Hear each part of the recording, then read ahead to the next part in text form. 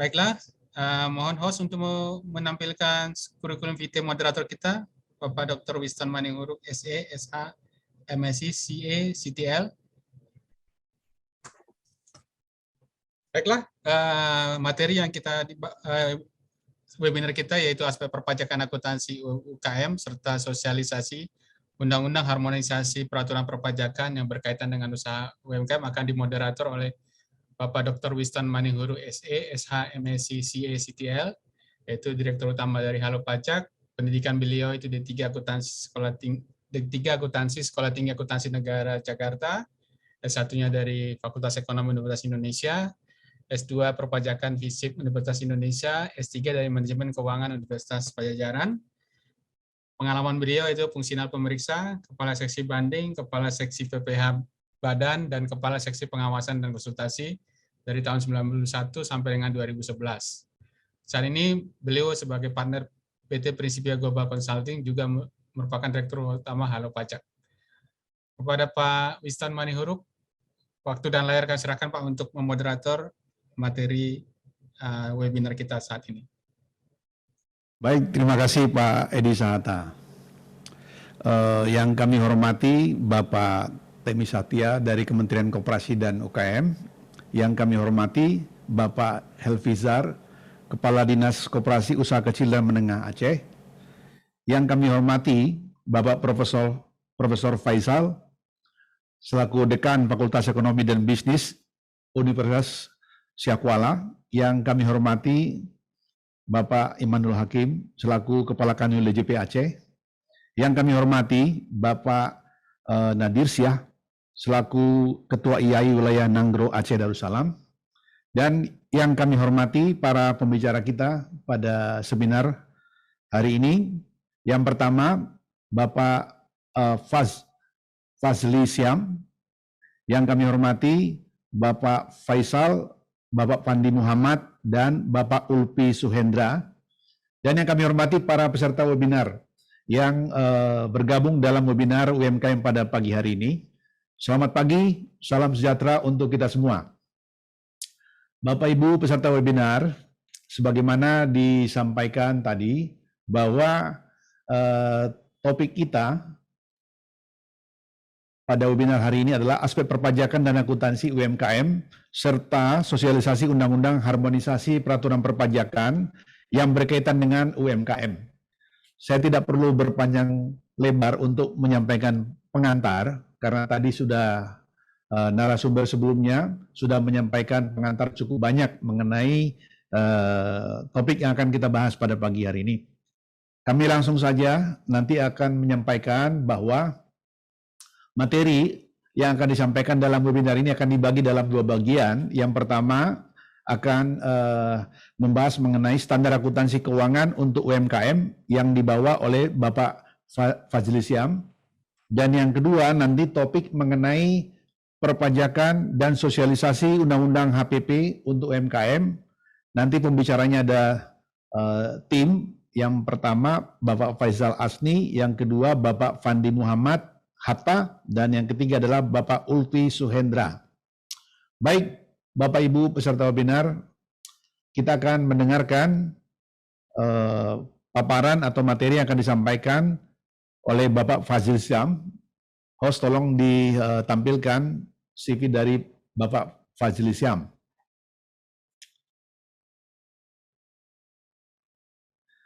Ya, Bapak Ibu peserta webinar, Bapak Dr. Fazli Syam, BZ, SE, MSI, AKCA, beliau adalah dosen dengan jabatan lektor kepala.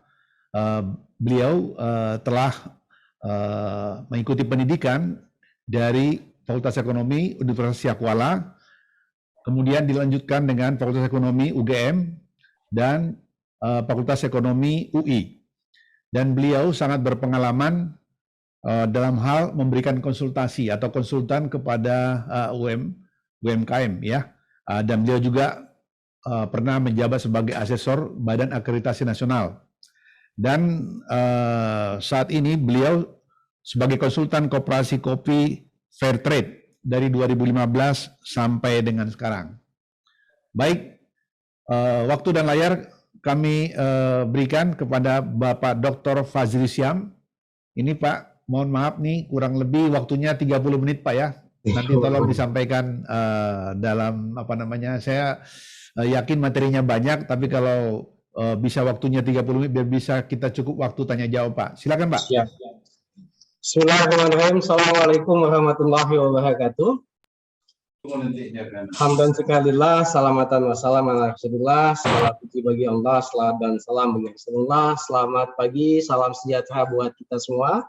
Terima kasih Pak Dr. Winston atas waktu dan kesempatannya. Penghormatan kita kepada Ketua IAI Wilayah Aceh, Pak Dr. Natasha, ada Pak Edi Situmorang, rekan-rekan Tomatahi, dan yang terutama tentu penasihat IAI Wilayah Aceh, Bapak Kanwil DJP, Pak Imanul Hakim. Tadi ada Pak Dekan, tadi juga ada Pak Elviza. Mudah-mudahan kita semua dalam keadaan sehat di saat ini ya. Yang paling teristimewa tentu para peserta yang hari ini saya lihat sudah 210 orang ada di Zoom meeting kita ini.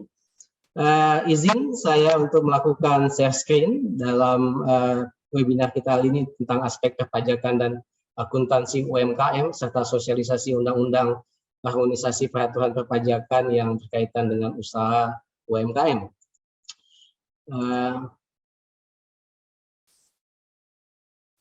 Mohon izin, ini apa sudah bisa dilihat slide-nya? Belum muncul Pak Bali, belum muncul. Belum muncul. Sedang. Oke, sip sudah muncul. Silakan. Terima kasih Pak. Jadi Bapak Ibu sekalian, yang dimintakan kepada kita dari IAI Wilayah Aceh untuk melakukan semacam pemberian pemahaman awal tentang aspek akuntansi UMKM, khususnya berkaitan dengan SAK UMKM. Seperti yang tadi disampaikan bahwa per Januari 2018, standar akuntansi keuangan entitas mikro, kecil, dan menengah ini telah diterbitkan. Jadi kita berharap ini hanya untuk memberikan pemahaman awal saja kepada rekan-rekan para pengusaha mikro, kecil, menengah, khususnya yang ada di Aceh, karena walaupun bukunya tipis, nggak tebal bukunya ini, tetapi memang tetap saja dibutuhkan effort untuk mengetahuinya. Maka kita sepakat dalam hal ini IAI Wilayah Aceh bersepakat bahwa apa yang disampaikan oleh Pak Edi tadi, kita ingin outputnya agar UMKM itu mampu memiliki kemampuan untuk melakukan membaca atas laporan keuangan yang nanti akan dicoba didampingi oleh rekan-rekan mahasiswa maupun alumni, termasuk juga mahasiswa yang akan menjadi pengusaha atau konsultan penyusun laporan keuangan. Baik Bapak Ibu sekalian, tentu sederhana saja kita awali dulu dengan kata-kata apa itu akuntansi. Paling gampang mengetahui akuntansi itu adalah sebagai sebuah proses pencatatan, pengklasifikasian, dan penganalisian data-data keuangan dari suatu entitas. Maka entitas kita sebut sebagai UMKM, ya, entitas mikro, kecil, menengah.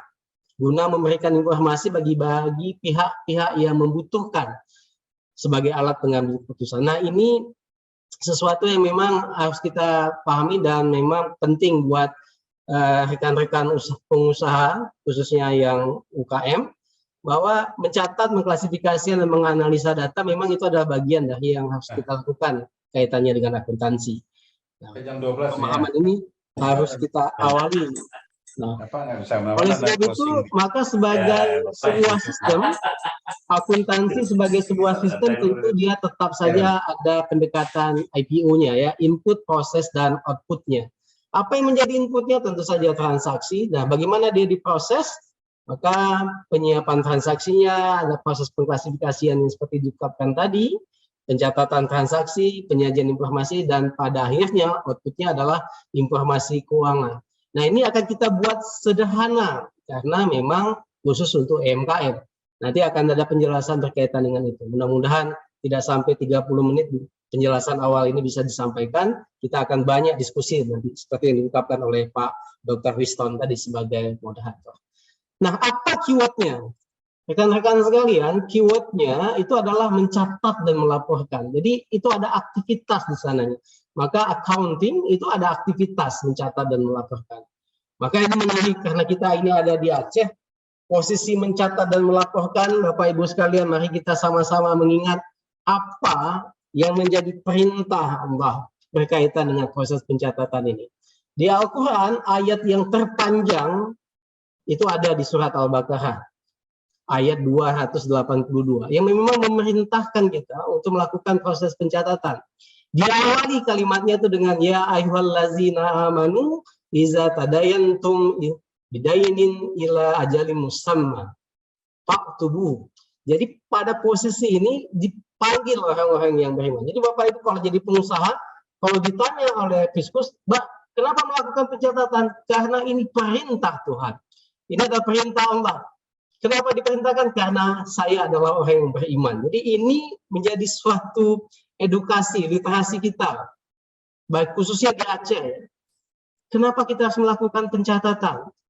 Karena itu memang perintah.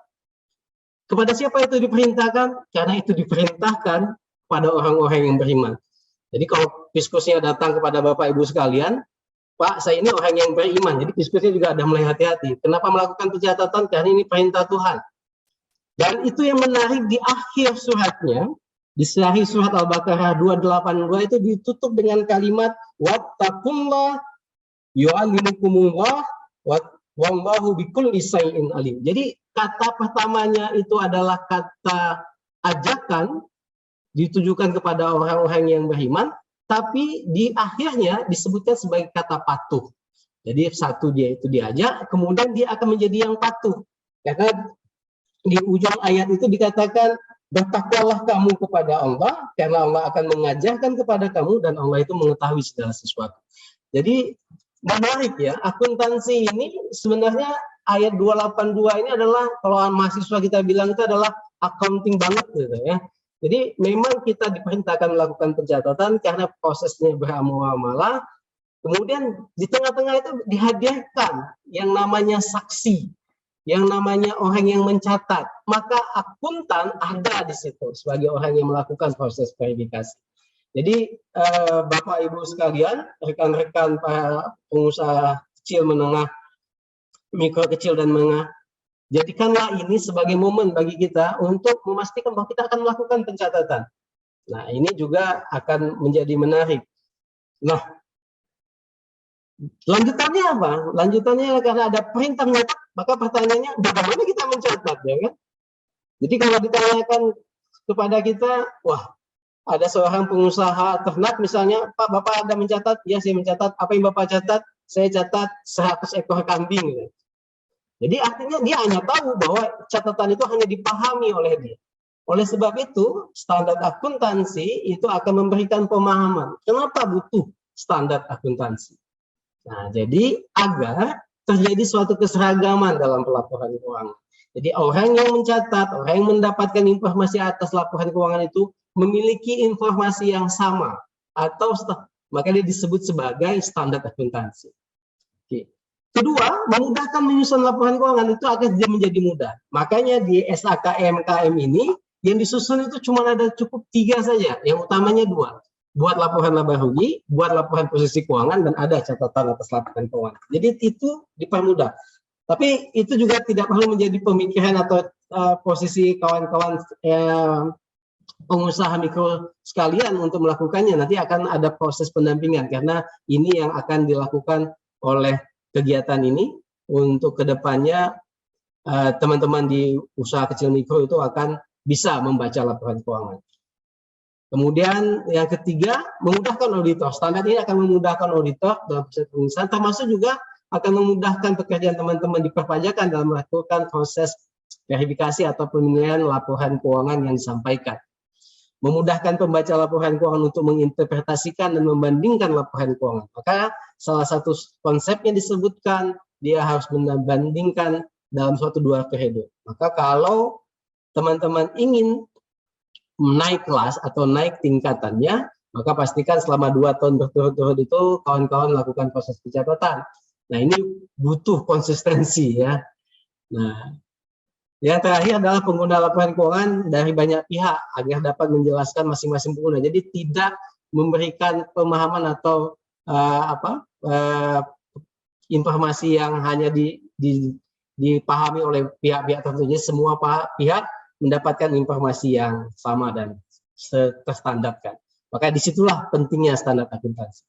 Nah, saat ini di IAI kita punya 5 standar ya yang kita sudah keluarkan, yaitu standar akuntansi keuangan IFRS namanya, yang International Financial Reporting Standard, yaitu digunakan untuk perusahaan-perusahaan yang listed yang dimiliki oleh publik.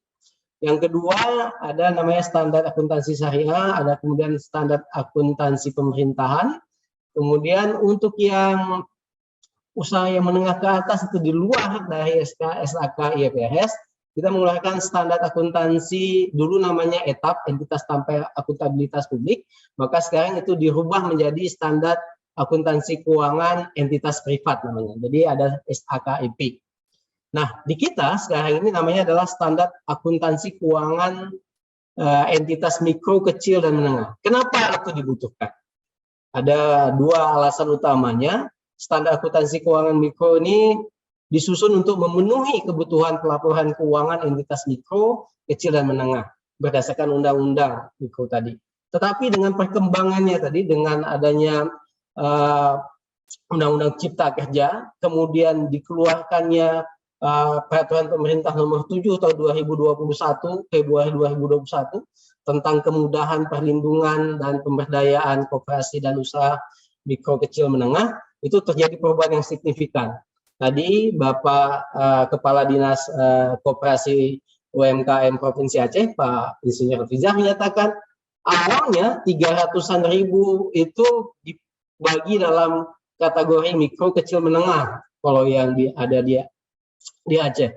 Ternyata dengan keluarnya PP ini, bahwa yang awalnya dulu dia masuk dalam kategori menengah, dia sudah pindah menjadi usahanya mikro. Kenapa? Karena memang urutannya atau kriterianya itu terjadi perubahan. Tapi tidak mengapa, karena memang ini bagian dari coba kita melakukan proses pembinaan. Jadi kalau kata Pak Zimin tadi, di TEMI tadi, setiap pertama sebagai kata-kata pembukanya, berharap bahwa usaha mikro itu bisa cepat dia establish. Jadi dia jangan sampai pindah gitu. Jadi dia memang harus betul-betul menguatkan dirinya dulu di mikro untuk bisa naik kelas dia di usaha kecilnya. Jadi ini adalah informasi yang kita dapatkan sekarang ini berdasarkan PP nomor 7 2021, itu kriteria mikro, kecil, dan menengah itu terjadi perubahan dari Undang-Undang 20 2008 tentang kriteria UMKM. Kalau dulu asetnya cukup 50 juta, sekarang sampai dengan 1 miliar. Omsetnya kalau dulu 300 juta, sekarang sampai dengan 2 miliar. Begitu seterusnya. Tetapi apapun ceritanya, bahwa kriteria UMKM ini bagi kita dalam standar akuntansi UMKM yang dipentingkan adalah marilah bersama kita melakukan proses pencatatan sehingga nanti ini akan menjadi lebih mudah. Nah, Kementerian Koperasi UMKM, tadi juga sudah disampaikan, sudah memiliki atau membuat suatu software yang sederhana yang disebut sebagai LAMikro, jadi laporan keuangan entitas mikro. Nanti akan coba kita diskusikan. Nah, disitulah standar-standar ini ingin kita masukkan agar semua orang memiliki pemahaman yang sama tentang apa hal yang berkaitan dengan akuntansi itu sendiri. Nah, tadi sudah disampaikan ya, memang data terakhir 2021 ada 64 jutaan UMKM yang ada di Indonesia, tapi sampai dengan saat ini data itu akan terus diperbaiki untuk memastikan dengan PP nomor 7 2021 itu maka kriterianya jadi berubah sehingga kita belum mendapatkan informasi yang cukup konkret berapa persen yang mikro, berapa persen yang kecil, dan berapa persen yang menengah. Tadi disampaikan oleh Pak Dekan, data yang disebutkan tadi itu masih data yang menggunakan kriteria yang lama berdasarkan Undang-Undang nomor 20 tentang UMKM.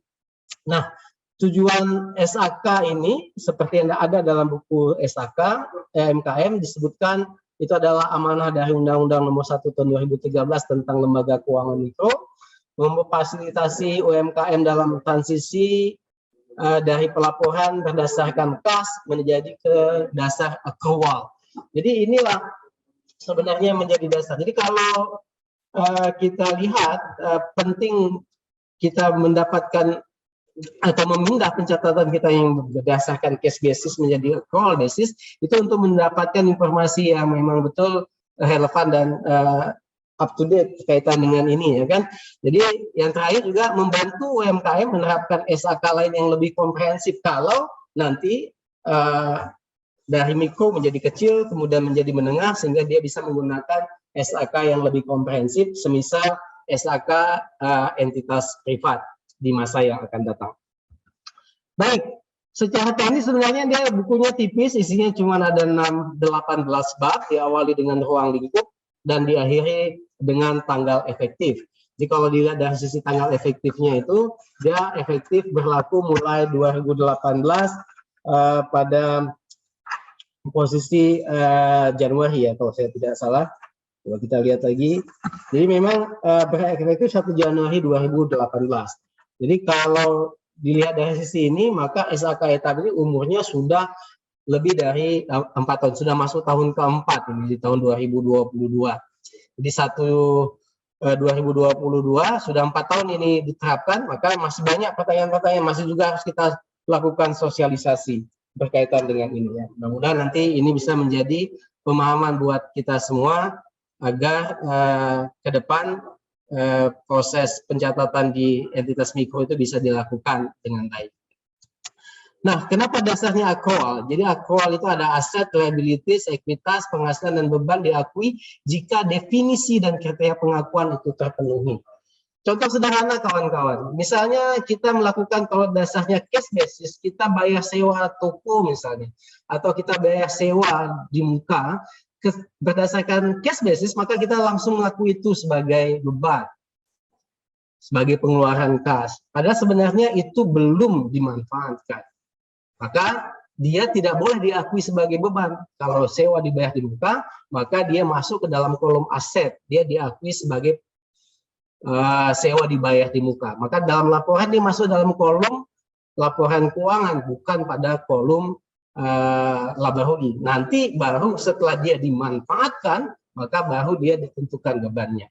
Jadi ini contoh-contoh sederhana. Atau sebaliknya, yang sering kita salah juga, kalau kita menerima pendapatan diterima di muka, katakanlah ada pengusaha, kita mendapatkan order untuk jahitan misalnya, kemudian dalam partai yang besar kita mendapat uang muka. Itu belum bisa kita akui sebagai pendapatan kalau kita menggunakan dasar accrual. Jadi itu juga memberikan informasi yang tepat. Nah, ini tentu perlu sosial pemahaman secara terus-menerus agar ini dapat dipahami. Karena memindahkan dari cash basis ke accrual basis juga butuh beberapa pendekatan kepada para pengusaha kecil ini untuk mereka bisa paham. Kedua tentu going concern ya, tentu kelangsungan usaha. Jadi kemampuan untuk melanjutkan usaha. Nah ini yang menarik. Sering dalam diskusi kita, kenapa mikro itu selalu saja jadi mikro? Karena memang going concern-nya itu masih jadi tanda kutip ya. Jadi bulan ini buka usaha makanan, tiba-tiba terjadi masalah, rugi, kemudian nggak jadi buka usaha itu, kemudian buka lagi usaha yang lain, misalnya toko online. Begitu seterusnya. Jadi ini penting juga agar kawan-kawan punya jadi ada pelatihan yang lain agar proses kelangsungan usaha ini bisa tetap dijalankan. Jadi memang penting untuk betul-betul ingin masuk ke dunia usaha itu perlu persiapan sehingga kelangsungan usaha itu bisa terus dijalankan. Nah, yang ketiga ini yang menarik, konsep entitas bisnis. Jadi pemisahan antara pemilik dengan usahanya. Nah, ini cukup butuh effort untuk kita menjelaskan bahwa ada uang yang menjadi milik usaha, ada uang yang menjadi milik pribadi. Kantong kiri itu harus beda dengan kantong yang kanan. Kadang-kadang itu yang tidak bisa dijalankan dengan baik. Sehingga nanti dalam laporan bisa jadi yang bersangkutan buat laporan keuangannya itu miliknya usahanya, tetapi pada saat yang bersamaan itu juga jadi milik pribadinya. Jadi itu perlu ada proses pemisahan. Makanya nanti pelan-pelan kita akan coba lakukan ini. Saya menarik tadi kita akan coba cari role modelnya. Mungkin ada sekitar 100 sampai dengan 500 usaha kecil yang bisa kita lakukan pendampingan. Baik, Bapak Ibu sekalian, kita cepat saja. Jadi inilah dasar asumsi accrual yang memang harus ada dalam konsep standar akuntansi keuangan kita. Memang kalau dasarnya kas, dia memang memberikan gambaran kas yang akurat, tetapi itu tidak mencerminkan yang sebenarnya. Bisa jadi kas itu belum menjadi milik kita, atau beban yang kita keluarkan itu belum menjadi beban yang sebenarnya. Maka di dalamnya butuh penyesuaian. Lanjut, jadi dalam penyajiannya yang disajikan itu berdasarkan ketentuan yang ada dalam SHK, UMKM, dia harus disajikan wajar. Memang nilai akuntansi ini dia hanya menyajikan sejarah wajar saja. Nah, jadi sebutan wajar itu ya sesuai dengan standar yang berlaku dan tidak melanggar aspek materialitasnya. Jadi kalau dilihat katanya wajar, ya ada wajar dengan pengecualian atau wajar tanpa pengecualian, atau tidak wajar atau tidak memberikan pendapat. Itulah bagian dari pendapat auditor yang bisa dilakukan terhadap sebuah laporan keuangan. Tapi yang jelas dia disajikan secara wajar. Secara wajar, berikutnya adalah harus ada kepatuhan. Nanti secara konsisten harus dilakukan. Kemudian di laporan keuangannya itu terdiri dari laporan posisi keuangan, neraca dalam hal ini, kemudian laporan laba rugi, dan catatan atas laporan keuangan. Jadi cukup dua itu saja yang utama plus catatannya. Nanti ada frekuensinya, setidak-tidaknya kalau dari kepentingan pajak, nanti teman-teman di perpajakan akan memberikan penjelasan. Kalau misalnya ingin dibantu untuk prosesnya diansur pajaknya setiap bulan, ya udah berarti frekuensi pelaporannya bisa bulanan, atau bisa 3 bulanan, bisa 6 bulanan, atau bisa tahunan. Jadi pada konsep itu nanti akan dilihat dengan bantuan sistem. Di sini ada LAMIKRO yang dikeluarkan oleh Kementerian Koperasi dan UMKM, itu bisa dipakai nanti. Nah, informasinya harus komparatif, jadi ada pembandingnya. Jadi nanti setidaknya usianya minimal 2 tahun. Jadi harapannya going concern tadi 2 tahun berturut-turut, sehingga kita bisa menyajikan laporan yang bisa dikomparasi antara tahun N dan tahun N-1, atau tahun T dan tahun T-1. Kemudian kita bisa melakukan identifikasi pelaporan keuangan. Apa saja yang bisa kita identifikasi? Nah, ini dia. Jadi laporan keuangannya mencakup laporan posisi keuangan, laporan laba rugi, dan catatan atas laporan. Nah, ini yang dipentingkan bagi Bapak Ibu sekalian sebagai peserta yang dari entitas mikro, kecil, menengah adalah bagaimana mampu membaca ini. Nanti kita akan coba melihat bagaimana cara kita membaca itu.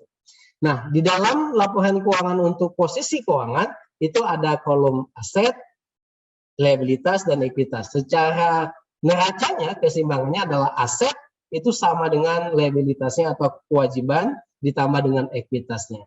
Nah, ini hanya masalah teori saja, tidak begitu penting, tinggal kita bisa baca dan nanti akan kita pahami dalam proses perjalanannya, Bapak Ibu sekalian ya. Lanjut kita tentang kinerja. Nah, di kinerja ini tentu kaitannya dengan apakah perusahaan kita itu bisa menghasilkan laba atau tidak. Jadi kaitannya itu adalah dengan labanya. Jadi menghasilkan laba rugi selama periode pelaporan. Informasi mencakup penghasilan dan beban. Jadi penghasilan itu sebagai revenue-nya, pemasukannya, dan bebannya itu sebagai angka pengurangannya. Itu nanti akan didapatkan lah. Laba itu terjadi pada saat penghasilan itu lebih besar daripada beban atau biaya, dan rugi itu terjadi pada saat penghasilan kita lebih kecil dari bebannya. Dan itu akan tercermin dalam laporan keuangan yang kita sajikan. Nah, penghasilan tadi itu ada teorinya menyatakan bahwa meliputi aktivitas yang normal. Ada penjualan, ada imbalan, ada bunga, ada dividen, royalti, dan sewa. Jadi semua pemasukan yang normal, yang dalam artian wajar dan sesuai dengan aktivitas bisnisnya, itu bisa diambil sebagai penghasilan. Nah, jadi jangan pula nanti ada pengusaha sedang iseng, kerjaannya main chip misalnya, walaupun itu sudah diharamkan di Aceh, tapi banyak juga nih orang melakukan chip, tiba-tiba dapat jackpot, itu tidak bisa dimasukkan dalam sebagai penghasilan, itu juga jadi bahaya ya. Nah, keuntungan itu memenuhi definisi penghasilan, namun tidak termasuk dalam kategori pendapatan. Jadi keuntungan dari pelepasan aset misalnya, kalau kita jual aset kita, itu juga bisa bagian dari penghasilan. Misalnya kita beli kendaraan awalnya cuma 10 juta, ternyata kendaraan itu ada peminatnya karena kendaraan kita termasuk kendaraan yang antik misalnya, ditawar 15 juta. Jadi selisihnya itu bisa bagian dari keuntungan yang menjadi bagian dari income kita. Nah, hal yang beban itu ada meliputi pokok penjualan, itu tuh ada harga pokok. Kalau misalnya kita menjual barang, kalau perusahaan kita usaha kita adalah usaha dagang, ya kita beli 10, kemudian kita jual 12, maka 10 itu adalah beban pokok penjualan kita. Nah, yang jangan kalau posisi di Aceh mungkin kita ada mengenal istilah beli 10 jual 9, itu ada posisi dapatkan laba, itu teknik penjualan gitu ya. Tapi secara intinya adalah beban pokok penjualan tentu lebih rendah dari harga jualnya. Nah, sementara rugi atau laba itu bisa disebutkan dari sisi pelepasan aset kalau kita mendapat kerugian. Kalau tadi jual kendaraan dapat laba, tapi kalau jual kendaraan itu rugi, maka kita bisa menjadikan itu beban. Jadi kalau aset kita kendaraan 10 juta, ternyata kita butuh sekali, kita harus jual dengan harga 8 juta, maka 2 juta itu akan menjadi beban kita sebagai kerugian pelepasan aset. Itu nanti akan bisa dijelaskan lah dalam proses pendampingan. Nah, saya ingin menyampaikan bahwa inilah bentuk laporan sederhananya saja. Jadi ada 2 poinnya, yaitu satu namanya posisi keuangan dalam bentuk neraca sebelah kiri ini, kemudian ada laporan laba rugi yang sebelah kanannya. Nah, catatan-catatan itu memberikan informasi tentang bagaimana proses dia didapatkan, di mana dia disimpan misalnya, dan bagaimana metode-metode melakukan penyusutan dan persediaannya misalnya, itu sebagai catatan atas laporan keuangannya. Jadi Bapak Ibu sekalian, sebagai teman-teman yang akan menjadi pengusaha, nanti kita juga di AI ini di samping tadi disampaikan ada rencana dari pihak fakultas untuk melakukan penyimpanan, di kita juga di AI ada kompartemen jasa akuntan. Jadi ada KJA-nya yang bisa dipakai ya. Jadi mudah-mudahan ini kita bisa cepatkan saja untuk kita lakukan presentasi ini, mudah-mudahan nanti kita bisa diskusi. Nah, bagian terakhir dari yang ingin saya sampaikan adalah dalam PP nomor 7 tahun 2021 itu ada di pasal 88 tentang pencatatan dan sistem aplikasi laporan keuangan. Jadi Bapak Ibu sekalian, yang gratis itu banyak. Kalau si Apik ini miliknya BI, aplikasi pencatatan informasi keuangan miliknya BI. Kemudian kalau misalnya suka dengan sudah mahir di Excel, sebenarnya laporan keuangan juga bisa dibuat di Excel, tetapi yang menjadi domain kita nantinya adalah Lamiko yang miliknya Kementerian Koperasi dan UMKM sebagai laporan akuntansi usaha mikro. Nanti akan disiapkan. Nah, tadi disebutkan bahwa di pasal 88 ayat 2, sistem aplikasi pembukuan pencatatan ini harus berpedoman pada standar akuntansi yang berlaku bagi usaha mikro dan usaha kecil. Maka dipakailah SAK etap ini sebagai standarnya. Jadi itu menjadi dasar utama kenapa standar akuntansi keuangan IMKM itu dipakai oleh IMKM di Indonesia. Nah, jadi standar yang dimaksud tadi mempertimbangkan kesederhanaan, kemudahan. Jadi memang kita akan buat itu menjadi sederhana dan lebih mudah. Diawali dengan kemampuan Bapak Ibu sekalian sebagai pengusaha untuk membacanya. Nah, ini yang menarik, pemerintah pusat dan pemerintah daerah menyediakan fasilitas pelatihan pendampingan pembukuan keuangan bagi usaha mikro, usaha kecil, dapat bekerja sama dengan perguruan tinggi dan asosiasi. Maka IAI, dalam kapasitas saya sebagai sekretaris wilayah Aceh dan juga oleh Ketua IAI, Pak Dr. Nadir, kita menyambut baik ini. Jadi nanti akan ada kolaborasi Universitas Syah Kuala yang saat ini berhasil mendapatkan akreditasi unggul dari Ban PT.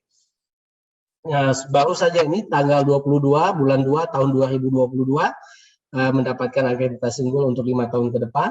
Nah, nanti kita juga ada jurusan akuntansi dan harapannya juga ini kita bisa berkolaborasi. Di IAI sendiri ada kantor jasa akuntan, juga kita punya beberapa bidang yang bisa melakukan pendekatan ini. Saya pikir itu Pak Winston yang ingin saya sampaikan. untuk aspek teknisnya kita bisa diskusi lebih lanjut. Saya kembalikan ke Pak Winston. Terima kasih. Assalamualaikum warahmatullahi wabarakatuh. Baik, terima kasih Bapak Fadlizam. Berikutnya kita akan masuk ke penyampaian materi yang kedua mengenai perpajakan dan sosialisasi Undang-Undang HPP untuk UMKM yang akan dibawakan oleh 3 pemateri, ya. Yang pertama akan dibawakan oleh Bapak Faisal Asni, SE. Tolong ditampilkan ya CV-nya. Ya, beliau adalah fungsional penyuluh pajak Kanwil Pajak Aceh, ya. Beliau meraih pendidikan dari Universitas Terbuka dan program Diploma 3 Akuntansi STAN. Dan saat ini beliau bertugas sebagai fungsional penyuluh di Kanwil Pajak Aceh. Nanti juga kita akan ditemani oleh Bapak Fandi Muhammad Hatta SE, ya. Tolong ditampilkan CV-nya, Bapak Fandi Muhammad Hatta SE. Beliau juga penyuluh pajak dan konten kreator. Bapak Fandi Muhammad Hatta. Bapak Fandi Muhammad Hatta adalah penyuluh pajak juga dan beliau adalah konten kreator. Pendidikan beliau adalah dari program diploma Kementerian Keuangan spesialisasi perpajakan dan Universitas Malikus Saleh Fakultas Ekonomi Manajemen, ya. Beliau juga sebelum menjabat sebagai fungsional penyuluh, beliau menjabat sebagai account representatif di beberapa kantor pelayanan pajak.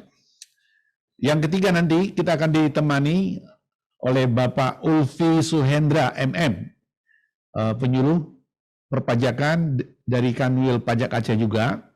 Beliau pendidikan dari Universitas Sumatera Utara atau USU, Fakultas Hukum, Hukum Perdata, dan juga Universitas Terbuka, Fakultas Ekonomi, Fakultas Ilmu Sosial dan Ilmu Politik, Administrasi Negara, dan Universitas Islam Sumatera Utara, program Pasca Sarjana Magister Manajemen. Beliau saat ini bertugas sebagai fungsional penyuluh dan juga dulu pernah bertugas sebagai dosen Yayan Langsa dan dosen di Fakultas Ekonomi dan Bisnis Islam. Baiklah Bapak Ibu peserta webinar, ya, kita akan mendengarkan materi yang akan disampaikan oleh ketiga tim pemateri kita yang akan membawakan mengenai materi perpajakan untuk UMKM dan Undang-Undang HPP. Layar dan waktu kami persilakan kepada tim penyuluh dari Kanwil Pajak. Terima kasih. Ya, Assalamualaikum warahmatullahi wabarakatuh. Selamat pagi menjelang siang, salam sejahtera, Om Swastiastu, Namo Buddhaya. Ya, terima kasih Pak Winston ya, ini abang letting kita di STAN ya, STA 91 tadi ternyata Pak Winston ya.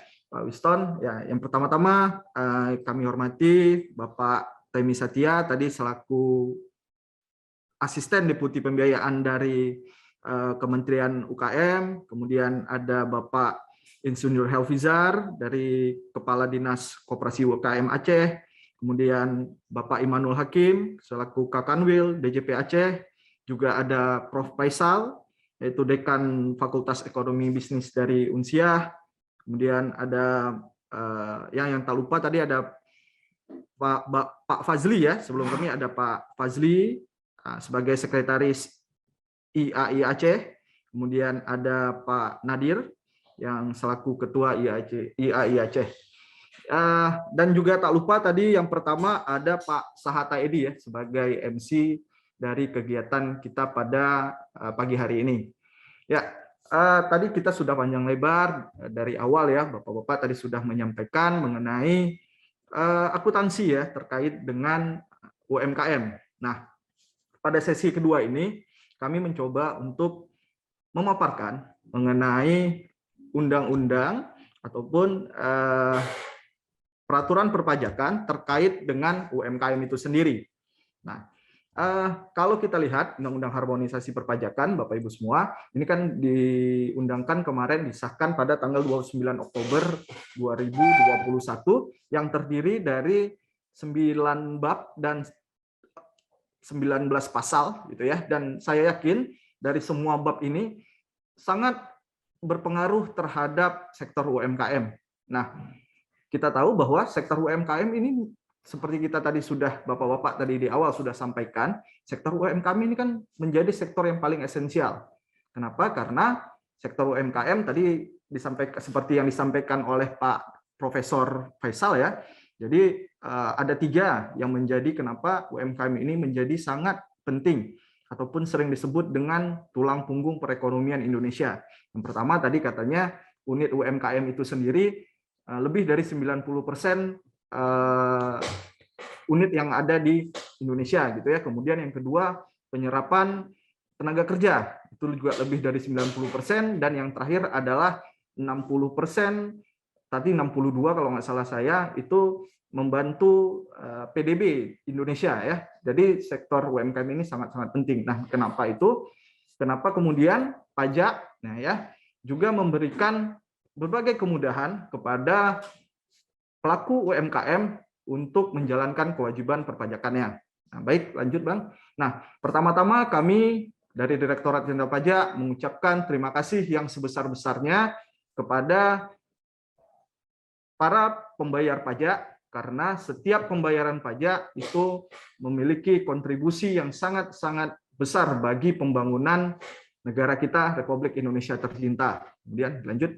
Ya, ada istilah nih, tak kenal maka tak sayang. Mungkin kita akan flashback dulu ya. Ya, ini tadi mungkin sudah juga disampaikan oleh Pak Winston. Ya, perkenalkan kami penyuluh pajak dari Kanwil DJP Aceh. Ada Bang Faisal Asni, tadi sudah disampaikan ya. Ada Bang Fandi, Muhammad Hatta, dan saya sendiri Upi Sahendra.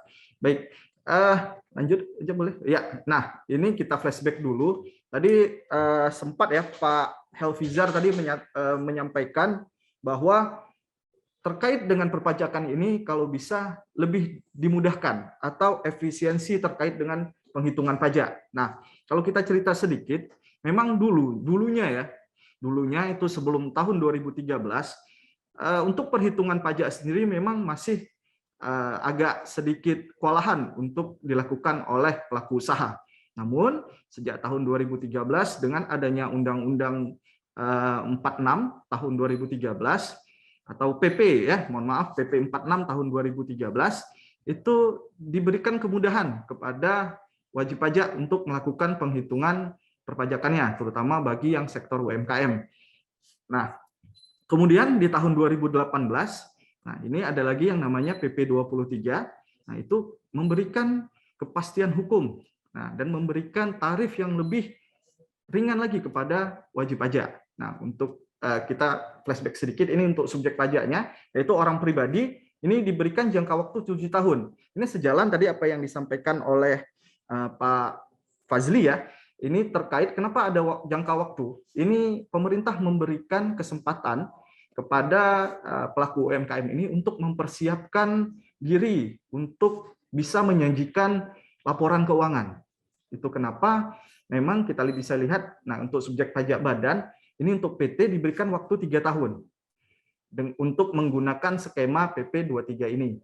Dan untuk CV, firma, dan koperasi ini diberikan jangka waktu 4 tahun. Ini kaitannya dengan penyusunan laporan keuangan, gitu ya. Baik, lanjut. Nah, objek pajaknya, ya tentu saja objek penghasilannya adalah penghasilan dari usaha. Nah, usaha apa aja? Semua ya, baik itu usaha dagang, industri, jasa, dan sebagainya. Bahkan usaha online shop pun ini juga termasuk objek pajak dari PP 23 ini. Nah, kita juga harus lihat peredaran usahanya atau lebih dikenal omset ya. Omsetnya untuk semua outlet atau cabangnya itu tidak melebihi 4,8 miliar dalam 1 tahun pajak.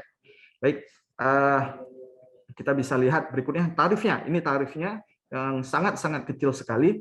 Nah, ini tarifnya adalah 0,5%. Jadi kalau dulu sebelum 2013 tadi kita cerita dia menggunakan norma, kemudian ada 2013 melalui PP 46 itu tarifnya 1%, dan kemudian pada tahun 2018 pemerintah kembali memberikan keringanan tarif untuk wajib pajak UMKM, yaitu tarifnya adalah 0,5% dan efisiensi penghitungan pajaknya, yaitu cukup penghasilan bruto dikali tarif 0,5%, dan sifatnya final. Jadi setelah melakukan pembayaran, wajib pajak juga tidak perlu melaporkan kewajiban pelaporan setiap bulan, hanya kewajiban tahunannya saja, gitu ya. Dan sekarang lagi bisa dilakukan pelaporan secara online kapanpun dan dimanapun, gitu ya. Baik, selanjutnya, nah ini terkait dengan Undang-Undang Harmonisasi Peraturan Perpajakan. Lanjut, Bang. Nah, ini yang terbaru, yaitu adanya batasan peredaran bruto. Jadi sekarang kita bisa lihat untuk pengusaha yang peredaran brutonya tidak sampai dengan 500 juta setahun, itu tidak dikenai PPh atau tidak payah bayar pajak. Kemarin tadi kalau kita lihat dari PP-nya berarti ini masuk ke usaha mikro ya. Usaha mikro mungkin sasarannya ya, kalau kita lihat di PP nomor 7 tahun 2021 tadi penghasilannya sampai dengan 2 miliar. Nah, 500 jutanya itu menjadi pengurangan terlebih dahulu, baru sisanya nanti dikenai pajak. Nanti kita bisa lihat ilustrasinya biar nampak semana gitu ya. Saya ke efek dari undang-undang. Baik, Bang. Nah, ini kalau kita lihat dari ilustrasi ini, nah itu kan kita bisa lihat omset. Nah, ini singkat saja. Jadi dengan diberlakukannya undang-undang HPP ini, jadi si pengusaha UMKM tadi itu bisa menghemat ataupun pajaknya itu berkurang sampai dengan 2,5 juta rupiah. Nah, kalau dari dulu ya, skemanya sebelum ada undang-undang HPP ini, kita bisa lihat wajib pajak itu terutang 6 juta rupiah pajak yang harus disetorkan dalam 1 tahun. Nah, sejak berlakunya undang-undang HPP ini, yaitu untuk tahun pajak 2022, itu hanya membayarkan 3.500.000. Artinya terkait pajaknya ada pengurangan sebesar 2,5 juta rupiah. Jadi ini sangat meringankan sektor UMKM. Tadi seperti kata pengantar juga dari awal ya, dari kita Pak Tami tadi, bahwa memang sektor UMKM ini sangat terdampak terhadap COVID-19 ya. Nah, banyak sektor-sektor yang terhambat usahanya, dan makanya itu kenapa pemerintah dalam hal ini Direktorat Jenderal Pajak memahami apa yang menjadi kendala dari UMKM, terutama bagi UMKM yang ingin naik kelas atau ingin naik level gitu ya. Baik, selanjutnya Bang. Nah, ini kemudian ada juga layering yang berubah.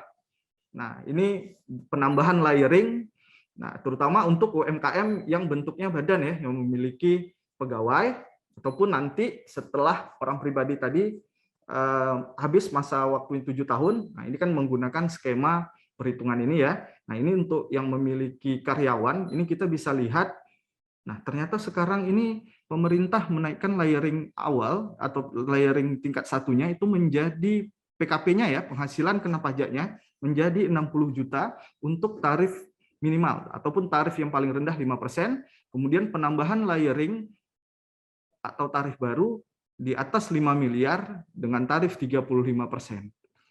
Ini sangat-sangat membantu untuk UMKM yang memiliki karyawan ya. Kemudian selanjutnya Bang, nah selain itu juga ini kita bisa lihat skemanya ataupun ilustrasinya. Nah, bahkan untuk yang penghasilan kena pajaknya di atas 100 juta, kita bisa lihat saat diberlakukannya undang-undang HPP ini, itu bisa pajaknya berkurang sampai 1 juta rupiah. Nah, di level 60 juta ke atas juga kita bisa lihat, dia bahkan hemat 1 juta rupiah juga ya. Jadi memang undang-undang HPP ini sangat berpihak kepada masyarakat menengah ke bawah. Gitu ya. Lanjut Bang. Ya, dan kemudian adalah tarif PPh badan. Kita sama-sama tahu bahwa tarif PPh badan berdasarkan Undang-Undang HPP ini di tahun 2022 ditetapkan adalah 22%. Namun yang perlu kita garis bawahi, terhadap pelaku usaha UMKM yang berbentuk badan, ini tetap diberikan insentif penurunan tarif sebesar 50% yang sebagaimana diatur di sebelumnya pada pasal 31E. Jadi peraturan ini ataupun tarif ini tetap berlaku walaupun sudah ada tarif PPh badan pada Undang-Undang Harmonisasi Peraturan Perpajakan ini, gitu ya.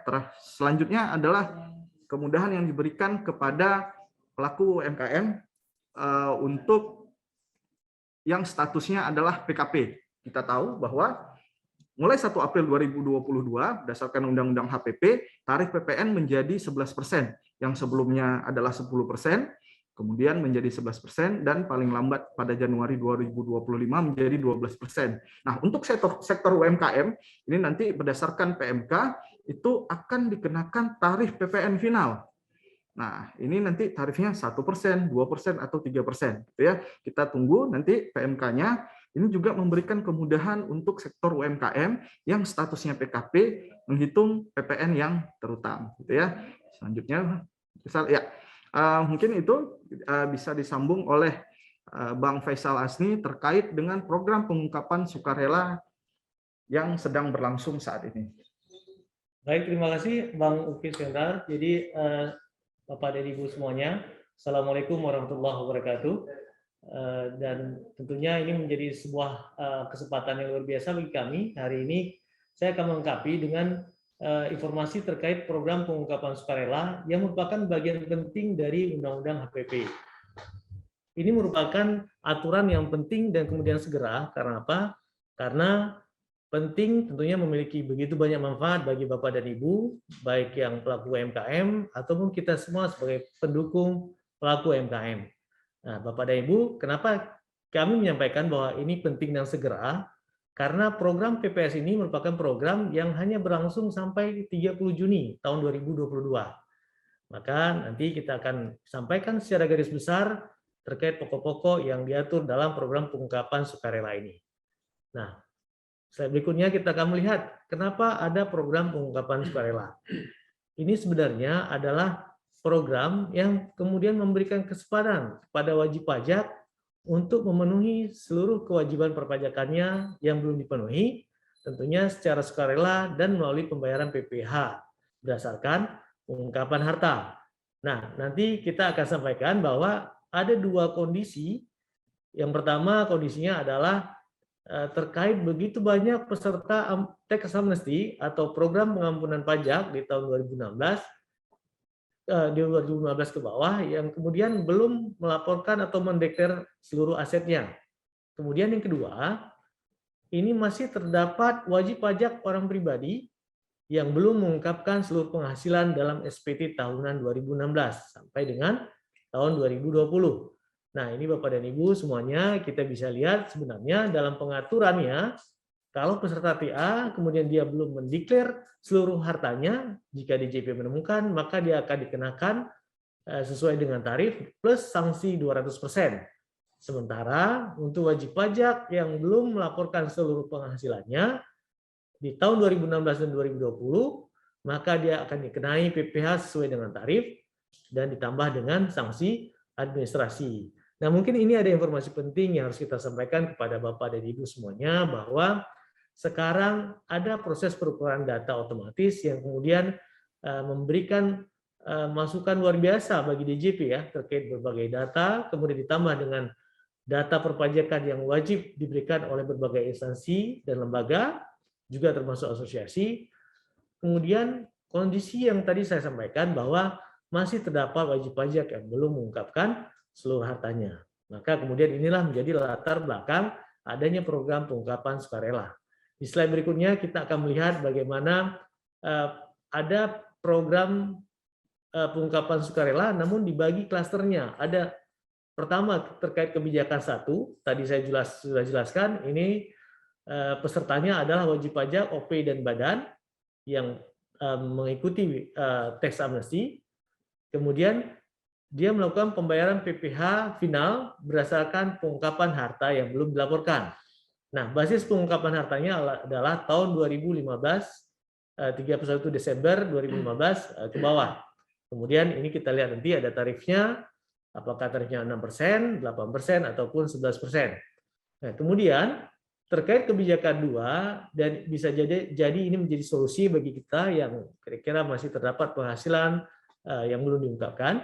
Ini terkait pembayaran PPh final berdasarkan pengungkapan harta yang belum dilaporkan dalam SPT tahunan tahun pajak 2020. Nah, pesertanya siapa? Pesertanya adalah orang pribadi. Nah, basis pengungkapannya adalah harta yang diperoleh di tahun 2016 dan 2020 yang belum dilaporkan. Kemudian ini ada tarifnya 12%, 14%, ataupun 8%. Nah, berikutnya kita akan melihat terkait apa sih manfaat kalau kita atau kalau wajib pajak mengikuti program pengungkapan sukarela. Yang pertama tentunya kalau kita berbicara tentang kebijakan 1, para peserta amnesti pajak tadi itu jika ditemukan harta maka dia tidak akan dikenai sanksi pasal 18 ayat 3. Tadi seperti kita sampaikan, sanksi ketetapan sesuai dengan tarif yang berlaku plus sanksi 200%. Nah, ini tentunya menjadi hal yang menarik dan tentunya menjadi hal yang positif untuk kemudian diikuti jika memang masih terdapat data yang belum diungkapkan. Nah, kemudian terkait perlindungan data, bahwa data informasi yang bersumber dari SPPH dan lampiran yang diadministrasikan oleh Kemenq ini nanti tidak akan dapat dijadikan sebagai dasar penyelidikan, penyidikan, dan atau penuntutan pidana terhadap wajib pajak. Nah, kemudian kebijakan kedua, Bapak dan Ibu, baik pelaku UMKM dan kita semuanya, kita bisa melihat bahwa tidak diterbitkan ketetapan untuk kewajiban tahun 2016 dan 2020 kecuali ditemukan harta kurang diungkap. Nah, jadi Bapak dan Ibu bisa jadi ini masih terdapat penghasilan yang belum dilaporkan atau harta yang belum diungkap, maka dengan mengikuti program atau kebijakan PPS ini, maka dia tidak akan diterbitkan ketetapan atau bisa jadi pemahaman kita dia tidak akan diperiksa. Nah, kemudian terkait data sama seperti yang saya sampaikan di kebijakan 1 tadi. Nah, berikutnya kita akan melihat bagaimana konsekuensinya kalau WP memilih tidak mengikuti program PPS. Tentunya bagi peserta TA seperti tadi kita sampaikan, dia akan dikenakan PPh yang bersifat final plus sanksi 200%. Sementara di slide berikutnya kita akan bisa melihat kalau seandainya wajib pajak yang memiliki penghasilan atau harta di tahun 2016 dan 2020, kemudian dia masih terdapat harta yang belum diungkap, maka dia akan dikenakan tarif sebesar 30% dikali harta baru plus sanksi KUP. Nah, Bapak dan Ibu, berikutnya kita akan melihat bagaimana cara pengungkapan PPS ini. DJP telah menyediakan sarana melalui laman DJP online dan tentunya peserta dapat menyampaikan SPPH baik yang pertama, kemudian yang kedua dan ketiga, juga seterusnya dalam hal memang masih terdapat harta yang belum diungkapkan. Nah, berikutnya kita akan melihat bagaimana cara pengungkapan harta itu adalah dengan mengalihkan tarif tadi seperti yang kita jelaskan di awal dikali dengan nilai harta bersih. Ini untuk kebijakan pertama, harta bersihnya adalah harta dikurangi utang sesuai dengan ketentuan Undang-Undang Amnesti Pajak. Sementara di kebijakan 2 kita bisa melihat di slide berikutnya bahwa pajak penghasilan final dalam pengungkapan sukarela ini adalah tarif dikali nilai harta bersih, namun harta bersih yang dimaksud di sini adalah harta dikurangi pokok utang. Nah, jadi berikutnya tentunya ini menjadi hal yang menarik bagi kita semua untuk kemudian bisa memanfaatkan program yang hanya berlaku dari Januari 2022 sampai nanti 30 Juni tahun 2022. Berikutnya teman kita Bang Fandi Muhammad Hatta akan menjelaskan kepada Bapak dan Ibu terkait aplikasi-aplikasi yang membantu UMKM di era digital ini. Pada Fandi yang bisa. Baik, Assalamualaikum warahmatullahi wabarakatuh. Salatu wassalamu ala alihi wasallam. Alhamdulillah, terima kasih atas waktu yang diberikan, terima kasih atas kesempatan yang diberikan. Alhamdulillah, senang sekali pada sesi terakhir ini saya akan sedikit mengungkapkan tentang berbagai aplikasi perpajakan untuk UMKM di era digital ini. Yang mana pada slide berikutnya akan dijelaskan bahwa DJP sekarang memiliki berbagai layanan DJP online. Ini menjadi bukti bahwa DJP juga turut aktif dalam penggunaan teknologi terkini dalam melayani masyarakat. Karena zaman sudah begitu cepat ya, perkembangan zaman, era digital yang sudah begitu luar biasa cepat, ini merupakan jawaban DJP nih dari tantangan zaman, kemudian juga mungkin tantangan dari wajib pajak juga yang mana, aduh, ayo dong sekarang lainnya harus online, semuanya harus online gitu. Nah, ini adalah jawaban dari DJP dan juga yang mana merupakan bagian dari akselerasi perkembangan teknologi yang begitu cepat pasca COVID-19, yang mana masyarakat yang harusnya datang ke kantor pajak untuk membayar pajak atau untuk melaporkan pajaknya itu tidak perlu lagi untuk datang, cukup dari rumah saja, tidak perlu repot. Insya Allah semuanya akan bisa terlaksana dengan baik. Ini juga merupakan bagian dari usaha kita dalam menjaga jarak, menjaga dan meningkatkan herd immunity dari kita semua. Baik, di slide berikutnya. Nah, ini ada berbagai layanan dari DJP yang sudah diluncurkan, banyak sekali. Mungkin bahkan ada yang mungkin tidak terpakai ya kalau saking begitu banyaknya gitu, karena ini untuk seluruh wajib pajak, untuk segala jenis wajib pajak. Bisa jadi mungkin ya kalau saya mungkin hanya sekedar PNS ya mungkin hanya perlu beberapa saja gitu. Namun DJP adalah terbuka untuk seluruh wajib pajak. Jadi kita memberikan berbagai macam pelayanan dalam bentuk online untuk membantu wajib pajak dalam pemenuhan kewajiban perpajakannya. Nah, seperti kita lihat ada e-filing, ada e-billing, kemudian ada layanan pajak, kemudian juga untuk PPS juga sudah online. Jadi Bapak Ibu semua yang ingin mengikuti program ungkapan sukarela bisa online. Jadi tidak perlu lagi datang ke kantor pajak, bisa online kapan saja, di mana saja, 24 jam dalam satu hari, 7 hari dalam seminggu. Insya Allah akan bisa melaporkan program ungkapan sukarelanya. Namun hari ini kita mau fokus nih kedua halnya. Ada IREK dan M-Pajak. Nah, IREK ini Bapak Ibu nanti bisa akses di browser Bapak Ibu semua, lewat HP juga bisa. Kemudian juga M-Pajak ini bisa di-download pada App Store dan juga di Play Store. Baik, berikutnya. Nah, yang pertama nih e-registration. E-registration ini adalah layanan pendaftaran MPP secara online atau daring. Jadi wajib pajak itu tidak perlu lagi sebenarnya datang kantor pajak. Benar-benar tidak perlu lagi datang. Jadi cukup melalui HP bisa terlaksana semuanya. Ini untuk UMKM nih, misalnya UMKM-nya baru terdaftar, baru memulai usahanya, kemudian ingin memiliki MPWP, silakan diakses e-registration, IREK Pajak Go ID. Nah, ini cukup mendaftarkan seperti layaknya mendaftarkan email, kemudian mengisi data sesuai dengan identitasnya dan selesai. Semudah itu adalah membuat MPWP. Tidak perlu lagi datang ke kantor pajak. Nah, luar biasa Bapak Ibu semua ya. Nah, yang berikutnya, M-Pajak. Nah, ini yang berikutnya ini yang andalan kita nih yang baru-baru diluncurkan, ada beberapa fitur yang baru diluncurkan. Aplikasi ini berisi informasi mengenai berita perpajakan, pengumuman perpajakan, kemudian juga ada siaran pers terbaru, kemudian juga peraturan perpajakan, kurs pajak, dan informasi lainnya. Luar biasa banyak. Kemudian juga Anda bisa mengetahui lokasi pojok pajak, kelas pajak, kantor pajak terdekat, atau bisa juga payment point terdekat. Nah, ini silakan diakses di Play Store dan juga diakses pada App Store. Nah, Bapak Ibu semua, ini bisa di-download. Kemudian di slide berikutnya,